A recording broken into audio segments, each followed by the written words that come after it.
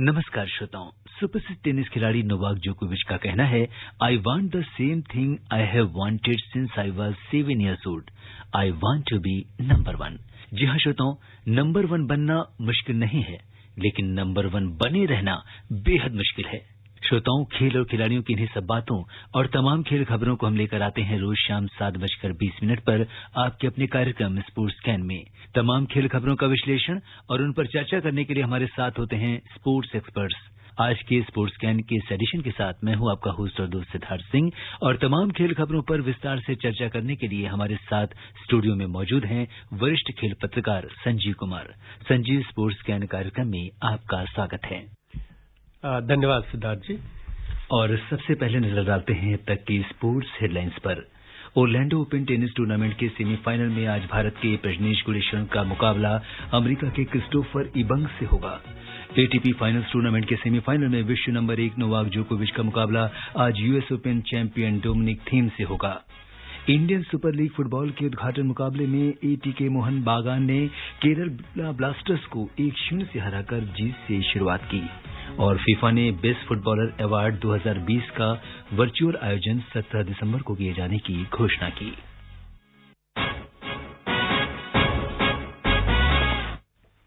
और खबरों की शुरुआत करते हैं ओरलैंडो ओपन टेनिस टूर्नामेंट की खबर से, जिसमें भारत के प्रजनेश गुणेश्वरन ने कल कजाकिस्तान के छठी वरीयता प्राप्त दिमित्री पोपको को 6-0, 6-3 से हराकर सेमीफाइनल में जगह बना दी है।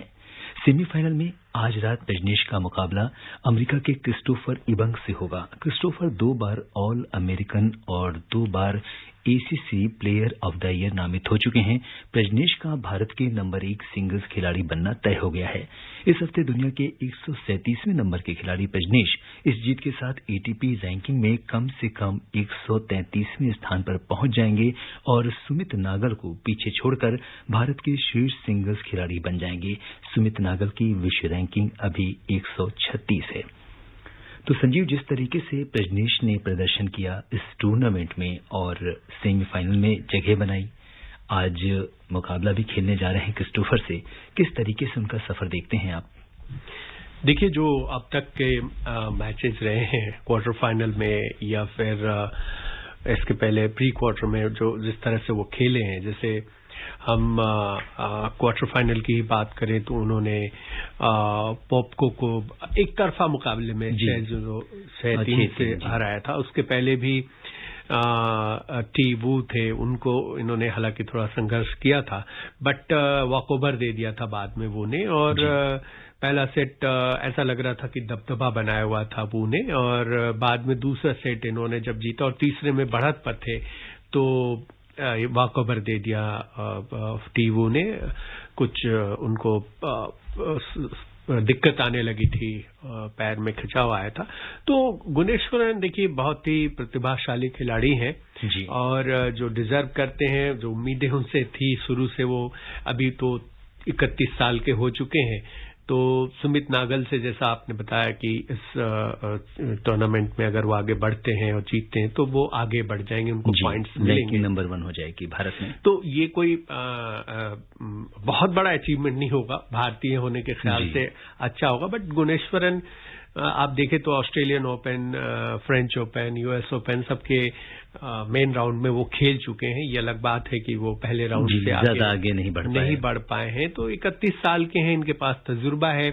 सुमित नागल यंग है अभी, तो उनको आगे ये इनसे आगे निकल रहे हैं, अच्छी बात है। और देखिए, इस लॉकडाउन के बाद जब टूर्नामेंट शुरू हुए, तो जब दुनिया भर में टेनिस के टूर्नामेंट्स, तो तब से ये लगे हुए हैं, कई जगह गए हैं खेलने के लिए जी। और ये अगर जीतते हैं तो इस साल की उनकी बड़ी उपलब्धि होगी जी, बिल्कुल निश्चित तौर पर एक बहुत बड़ी सफलता होगी। बात करते हैं एटीपी फाइनल्स की। एटीपी फाइनल्स टूर्नामेंट के सेमीफाइनल में विश्व नंबर 1 नोवाक जोकोविच का आज शाम मुकाबला US Open champion Dominic Thiem से हो रहा है। इससे पहले जोकोविच ने अलेक्जेंडर ज़्वेरेव को हराकर अंतिम 4 में जगह बनाई। जोकोविच ने 6-3, 7-6 से सीधे सेटों में जीत हासिल की। जिस तरह से अगर हम देखें तो नोवाक जोकोविच का इस साल का सफर रहा है और नंबर 1 पे काबिज हैं, और जब भी नोवाक कुछ ना कुछ खेलते हैं तो एक इतिहास बनाते हैं। क्या कुछ कहेंगे आज के मुकाबले के बारे में? देखिए, ये एटीपी टूर फाइनल्स कह रहे हैं, अलग अलग नामों से ये काफी साल से टूर्नामेंट खेला जाता रहा है, बट ये जब से एटीपी टूर फाइनल्स के नाम से ये खेला जा रहा है तो उसमें आप देखेंगे अगर उसका रिकॉर्ड तो कोई बड़ा जो टॉप 4 हम कहते हैं जी, वो जो हमारे फैब 4 कहें, उन प्लेयर्स में से कोई इधर जीता नहीं है। नडाल ने भी नहीं जीता है और जोकोविच भी ने भी नहीं जीता। जोकोविच तो बल्कि 5 साल के बाद वो उन्होंने अंतिम 4 में जगह बनाई है। बिल्कुल। तो ये एक उनके लिए जरूर इंस्पिरेशन होगा कि वो जीते। जोकोविच ने ज्वेरेव को भी हराया था इसके पहले जब उन्होंने ग्रुप स्टेज में हराया 6 से। जी, उसके देखें तो नडाल भी उसी तरह से सिपास को उन्होंने हराया और सेमीफाइनल में जगह बनाई, हालांकि उन दोनों ने पहले ही जगह बना ली थी। बिल्कुल। और इसके जो सिपास हैं वो पिछली विजेता भी हैं और उनके साथ उन्होंने जिस तरह से खेल दिखाया और 6-4, 4-6, 6-2 से उन्हें। लेकिन मैं ये कहना चाहूंगा कि जो डोमिनिक थीम है या सिपास है, सिपास तो खिताब की रक्षा करना चाहेंगे। डोमिनिक थीम भी जो है बहुत टैलेंटेड खिलाड़ी हैं और बहुत ही टफ खिलाड़ी हैं। जिस तरह से वो फाइट करते हैं एक पॉइंट्स के लिए सामने वाले खिलाड़ी के लिए, और बड़ी हम्बली वो उन्होंने कहा कि जब वो पिछले राउंड में वो हारे तो उन्होंने कहा कि ये उनका दिन नहीं था। उनका ये जो फैब 4 हैं इनको बहुत सम्मान करते हैं वो, और उनका उस तरह से अच्छा दिन नहीं था, इस वजह से वो जीतने में सफल रहे। लेकिन ये अच्छा लाइनअप अगर आप देखें तो बन के तैयार हुआ है कि एक तरफ से आज जो मुकाबला होगा वो जोकोविच और थीम के खिलाफ होगा, और मुझे नहीं लगता है कि इतनी आसानी से जीत पाएंगे जोकोविच। एक टफ मुकाबला होगा। और कल जब नडाल का मुकाबला होगा जी मेदवेदेव खेलेंगे उनके साथ, तो ये दोनों ही मुकाबले टफ होंगे और दोनों ही बड़े खिलाड़ियों के लिए बहुत ही फाइट होने जा रही है। बिल्कुल। और हो सकता है कि विश्व के जो शीर्ष 2 खिलाड़ी हैं वो भी फाइनल्स में आमने सामने हो जाएं, ऐसी भी एक संभावना हो सकती है। नडाल ने सेमीफाइनल में जब पहुंचे तो उन्होंने कहा कि सेमीफाइनल में पहुंचना, वो भी साल के आखिरी टूर्नामेंट में, ये काफी अहम चीज है।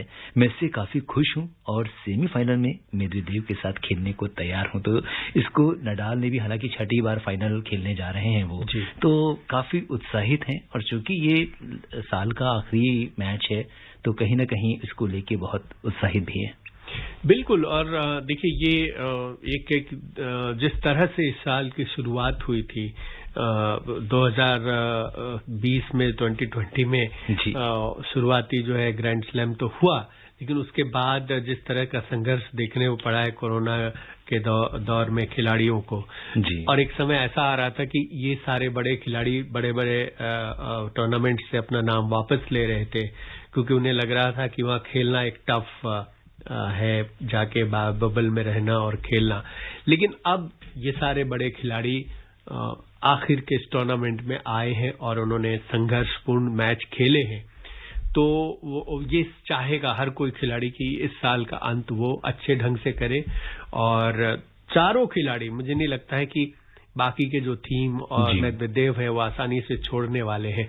और जैसा मैंने कहा कि एटीपी टूर फाइनल्स में पहले अगर देखें तो जोकोविच सफल रहे हैं वहां पर, लेकिन पिछले 3-4 साल से देखें तो ऐसे खिलाड़ी जो निकल कर आए हैं, जैसे सिपास ही जीत गए पिछली बार, या उसके पहले भी अगर देखें तो ये चौंकाने वाला रिजल्ट रहा है। कई नए खिलाड़ी आए हैं और उन्होंने युवा खिलाड़ियों ने जीता है। बिल्कुल। तो कहीं ना कहीं एक जो लीग से हट के इसके जो हम ये कहेंगे कि इसके जो रिजल्ट्स हैं, जो विजेता हैं, वो कहीं ना कहीं वो चाहे वो नडाल हो, चाहे वो जोकोविच हो, इनसे हट के कहीं और विजेता इसमें सामने आते हैं। बिल्कुल। और ये तो बात थी एटीपी की, और अब बढ़ते हैं अगली खबर की ओर। जी हाँ, टेनिस में बात करते हैं ऑस्ट्रेलियन ओपन की। ऑस्ट्रेलियन ओपन पर भी अगले साल जनवरी में जो होना है, कोरोना की वजह से संकट के बादल मंडराने लगे हैं। एक समाचार एजेंसी के हवाले से आज आई खबर में बताया गया है कि देश में कोविड-19 प्रोटोकॉल की वजह से टेनिस टूर्नामेंट को जनवरी की जगह फरवरी या मार्च में कराया जा सकता है। ऑस्ट्रेलियन ओपन अगले साल 18 जनवरी से 31 जनवरी के बीच खेला जाना है। कोरोना के बीच ऑस्ट्रेलियन ओपन को तय समय पर कराने को लेकर टेनिस ऑस्ट्रेलिया के अलावा प्रशासन और राजनेता भी पूरी ताकत लगा रहे हैं, लेकिन चूंकि कोरोना काल है तो ऐसे में संजीव बहुत सारे जो टूर्नामेंट्स हैं या तो वो स्थगित हो रहे हैं या वो कैंसिल हो रहे हैं। देखिए, ये ऑस्ट्रेलिया में बहुत ज्यादा प्रिकॉशन लिया जा रहा है। एडिलेड में भारत को पहला टेस्ट मैच 17 दिसंबर से खेलना है। भारतीय टीम वहां पहुंची हुई है, सिडनी में अभी आइसोलेशन में ही है। और वहां पर जो एडिलेड में है, देखिए सिर्फ 7 नए केस आए। हमारे यहाँ हजारों की संख्या में है केसेस अलग अलग शहरों में जी। तो वहां पर वहां की जो गवर्नमेंट है बहुत अलर्ट हो गई। साउथ ऑस्ट्रेलिया में पूरा सीमाएं सील कर दी गई और एंट्री बहुत ही सख्ती वहां बरती जा रही है, सबको एंट्री नहीं दी जा रही है। ऐसे में ये बार बार सवाल उठ रहे हैं कि क्या भारत और ऑस्ट्रेलिया के बीच जो 17 दिसंबर से टेस्ट मैच खेला जाना एडिलेड में जो पिंक टेस्ट मैच होगा, ऊपर भी सवाल वहां पर होगा कि नहीं। ऐसे भी अब बोला कि रिजर्व वेन्यू जो है वो ब्रिस्बेन होगा, मतलब वहां पर टेस्ट मैच शिफ्ट हो जाएगा। पहला टेस्ट मैच ब्रिस्बेन से शुरुआत की जाएगी। तो ये संभावना है। देखिए वहां पर बहुत सख्ती है, जैसा मैंने कहा। हालांकि वहां के जो विक्टोरिया और उसके जो प्रीमियर है मेलबर्न में डैनियल एंड्रयूज, उन्होंने बयान दिया है कि टूर्नामेंट तो जरूर होगा, खेला जाएगा। अब ये देखने की बात है कि उस डेट को खेला जाता है कि नहीं, आगे बढ़ाया जाता है। लेकिन उन्होंने ये आश्वासन दिया है कि भले ही खाली स्टेडियम में हो लेकिन खेला जाए। लेकिन स्टेडियम की आपने बात की तो बता दें अपने श्रोताओं को कि ऑस्ट्रेलियन ओपन के लिए मेलबर्न पार्क में 3 कोर्ट तैयार किए जा रहे हैं, जिसमें रोड लेवर एरेना सबसे बड़ा है। इसमें 15,000 लोगों के बैठने की क्षमता है। वहीं मेलबर्न एरेना में लगभग 10,000 लोगों के बैठने की क्षमता है, जबकि मार्गरेट कोर्ट एरेना में 7,500 दर्शकों को एकोमोडेट किया जा सकता है। अगर इस प्रतियोगिता के आंकड़ों पर नजर डालें तो सर्बिया के नोवाक जोकोविच ने सबसे ज्यादा 8 बार ऑस्ट्रेलियन ओपन खिताब अपने नाम किया है। वहीं ऑस्ट्रेलिया के रॉय इमर्सन और स्विट्जरलैंड के रोजर फेडरर ने 6 बार ये खिताब अपने नाम किया है। ऑस्ट्रेलिया के जैक क्रॉफर्ड और केन रोजवेल ने 4 बार ऑस्ट्रेलियन ओपन खिताब जीता है। और अब बात करते हैं इंडियन सुपर लीग फुटबॉल की। इंडियन सुपर लीग फुटबॉल की शुरुआती मुकाबले में एटीके मोहन बगान ने केरला ब्लास्टर्स को 1-0 से हराकर जीत से शुरुआत की है। मोहन बगान की ओर से रॉय कृष्णा ने दूसरे हाफ में शानदार गोल किया। इस जीत से मोहन बगान की टीम को 3 अंक मिले। लंबे अंतराल के बाद मैदान में उतरे फुटबॉल खिलाड़ियों ने कल दमदार खेल दिखाया और इस तरह की जो सुपर लीग है वो शुरू हो चुकी है, तो कहीं न कहीं जो फुटबॉल प्रेमी हैं उनके बीच एक उत्साह का माहौल है। बिल्कुल, देखिए ये पहले से ही ये था। जैसे अगर हम कहें तो सौरव गांगुली बीसीसीआई प्रेसिडेंट और भारतीय पूर्व क्रिकेट कप्तान, वो भी बहुत फुटबॉल से उनका लगाव है और एटिकेट की टीम के साथ वो जुड़े रहे हैं। उन्होंने कहा था कि ये जो टूर्नामेंट हो रहा है ये एक रास्ता बनाएगा, ये लोगों के मन से भय दूर करेगा कि हम देश में भी बड़े टूर्नामेंट्स करा सकते हैं। देखिए छोटे लेवल पे, क्लब लेवल पे छोटे छोटे मैचेस तो शहरों में हो रहे हैं, लेकिन बड़े लेवल पे इतने सारे खिलाड़ियों, कोचेस, सपोर्ट स्टाफ और बाकी जो मीडिया के भी जो हालांकि एंट्री नहीं है बट जो टेलीकास्ट हो रहा है उसके जुड़े हुए लोग, ऑफिशियल्स जो लोग हैं, तो इनको एक जगह लाना, बायो बबल में रखना और एक तरह से ये प्रयोग ही है। अगर ये सफलतापूर्वक आगे बढ़ता है तो जैसा सौरव गांगुली ने कहा कि आगे रास्ता खुलेगा और बहुत सारे बड़े टूर्नामेंट्स कराने के बारे में विचार किया जा सकता है दूसरे खेलों में। अगर संजीव देखें तो इस तरह के टूर्नामेंट जब देश में होते हैं, अभी जैसे हाल ही में जो आईपीएल के खेल हुए हैं, किस तरीके से लोग उसमें एक जहां पे कोरोना काल में एक तरह की नकारात्मकता आ गई है लोगों के अंदर, वहां पे जब इस तरह से खेल होते हैं तो लोग एक नए तरीके से एक नई शुरुआत करते हैं और कहीं ना कहीं एक मोमेंटम आता है लाइफ में। बिल्कुल, देखिए खेल एक मनोरंजन तो है भी है, ये सभी जानते कि मनोरंजन है, बट आप देखें तो उसके कई एस्पेक्ट्स हैं। जो खिलाड़ी, सबसे पहले अगर आप देखें तो दुनिया भर में ट्रैवल करना खिलाड़ियों ने ही शुरू किया जी। आम लोगों को या बहुत सारे बिजनेस से जुड़े हुए लोगों को यहाँ वहाँ जाने पर जब पाबंदी थी, और अब जैसे शुरुआत की क्रिकेट की हम बात करें तो वेस्ट इंडीज की टीम, पहले कहा जा रहा था कि वो क्यों जा रहे हैं, कुछ खिलाड़ियों ने नाम भी वापस ले लिया, उसमें नहीं गए इंग्लैंड दौरे पर, लेकिन वो एक प्रयोग था, वो सफल रहा। और उसके बाद फिर वहां पर पाकिस्तान को भी होस्ट किया, और बाकी फिर इस तरह से फुटबॉल की बात करें तो फुटबॉल की टीमें भी एक दूसरे देश में ट्रैवल कर रही थी, शुरू में नहीं कर रही थी, बट बहुत लंबे अंतराल के बाद उन्होंने खेलना शुरू किया, क्लब मैचेस चल रहे हैं। अब आप देखिए, फुटबॉल है, क्रिकेट है, कई सारे गेम में लोग ट्रैवल कर रहे हैं जो क्रिकेटर्स हैं, और आईपीएल जैसा एक सफल बड़ा आयोजन हुआ, तो एक वहां पर इंस्पिरेशन तो मिलता है, और लोगों के मन से, जैसा सौरभ ने भी कहा और मैं उसको फिर दोहराना चाहूंगा, कि भय निकलता है कि हाँ, हम ये टूर्नामेंट करा सकते हैं, भीड़ भाड़ वहां नहीं होगी, लोग टीवी पे मैच देखें, लेकिन मैदान पे मैच कराया जा सकता है। और अब बात करते हैं बेस्ट फुटबॉलर अवार्ड 2020 की, जिसका वर्चुअल आयोजन 17 दिसंबर को किया जाएगा। International federation of football association FIFA ने आज इसकी पुष्टि की है। पहले ये अवार्ड सेरेमनी सितंबर में आयोजित की जानी थी, लेकिन कोरोना की वजह से इसे स्थगित करना पड़ा था। फीफा ने एक बयान में कहा कि इस साल ये साफ है कि स्वास्थ्य से बढ़कर कुछ नहीं है। खेल के शुभचिंतकों ने एक बड़ी जिम्मेदारी उठाई। उन्होंने न सिर्फ एक खिलाड़ी के तौर पर बल्कि रोल मॉडल्स के तौर पर भी विभिन्न समुदायों की मदद की और उनमें उम्मीद जगाई, उन्हें जागरूक किया। फीफा ने कहा है कि हर बार की तरह इस साल भी बेस्ट मेन और वुमेन फुटबॉल प्लेयर को अवार्ड दिया जाएगा। साथ ही सर्वश्रेष्ठ कोच और गोलकीपर को भी अवार्ड मिलेंगे। बेस्ट प्लेइंग 11 को भी अवार्ड दिए जाएंगे। इसके साथ ही इस बार भी फेयर प्ले का अवार्ड शामिल किया गया है। साल का बेस्ट स्कूल और सर्वश्रेष्ठ फुटबॉल फैन को भी अवार्ड दिया जाएगा। फीफा ने कहा है कि अवार्ड्स के विनर वोट के द्वारा तय किए जाएंगे। विनर विभिन्न देशों के कप्तान और कोच के साथ साथ 200 पत्रकार के वोट्स के आधार पर तय किए जाएंगे। साथ ही फैंस भी ऑनलाइन बैलेट से अपने पसंदीदा खिलाड़ी को वोट कर सकते हैं। वोटिंग की प्रक्रिया 25 नवंबर से शुरू होगी और 9 दिसंबर को खत्म होगी।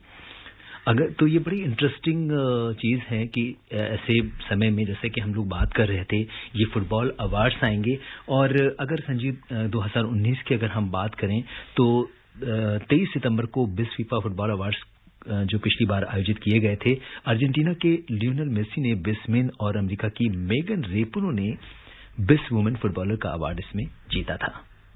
जी बिल्कुल, देखिए ये अभी कई साल से तो हम देखें तो मेसी वर्सेस रोनाल्डो ही रहता है जी। और पिछले अगर कई वर्षों का देखें तो इन दोनों के बीच ही ज्यादातर अवार्ड गए हैं। बीच बीच में कोई और प्लेयर आया है जरूर जी। और जहां तक ये ऑनलाइन की बात है तो ये वर्चुअल अवार्ड देना अब हर जगह ऐसा ही हो रहा है। कई बड़े अवार्ड फंक्शन, कई बड़े इस तरह के समारोह अब ऑनलाइन किए जा रहे हैं, वर्चुअल किए जा रहे हैं। और मुझे लगता है कि एक बार फिर से इस अवार्ड की होड़ में रोनाल्डो और मेसी रहेंगे। बिल्कुल। और अब बात करते हैं क्रिकेट की। आईसीसी ने घोषणा की है कि अंतर्राष्ट्रीय स्तर पर पुरुष, महिला, अंडर 19 किसी भी तरह के क्रिकेट खेलने के लिए खिलाड़ी की उम्र का 15 साल होना अनिवार्य है। आईसीसी बोर्ड ने खिलाड़ियों की सुरक्षा का ध्यान में रखते हुए ये नियम बनाया है। ये आयु संबंधी सीमा सभी तरह के क्रिकेट पर लागू होगी। तो ये एक नया परिवर्तन किया गया है। जी बिल्कुल। और हालांकि इसमें थोड़ा सा कहा गया है कि अगर निहायत ही जरूरी हो तो अपील की जा सकती है। एक 15 से कम के प्लेयर को भी अनुमति दी जा सकती है, बट उसके लिए इतना आसान नहीं होगा। आपको अपील करनी होगी और फिर एक पैनल होगा, फिर वो देख के फिर वो किसी खास अगर जरूरत हुई तो किसी को मौका मिल सकता है। जी बिल्कुल। और श्रोताओं, समय अनुमति नहीं दे रहा है कि हम कुछ और खेल खबरों पर चर्चा करें। संजीव, आप हमारे स्टूडियो में और तमाम खेल खबरों पर चर्चा करने और विशेषज्ञ राय साझा करने के लिए आपका बहुत बहुत धन्यवाद। नमस्कार। श्रोताओं, स्पोर्ट्स कैन में आज के लिए बस इतना ही। अगर आप इस कार्यक्रम को दोबारा सुनना चाहते हैं तो लॉग ऑन कर सकते हैं हमारी वेबसाइट newsoneir.com पर। कल शाम 7:20 पर दोबारा मुलाकात के वायदे के साथ इजाजत दीजिए अपने होस्ट और दोस्त सिद्धार्थ सिंह को। तब तक के लिए नमस्कार।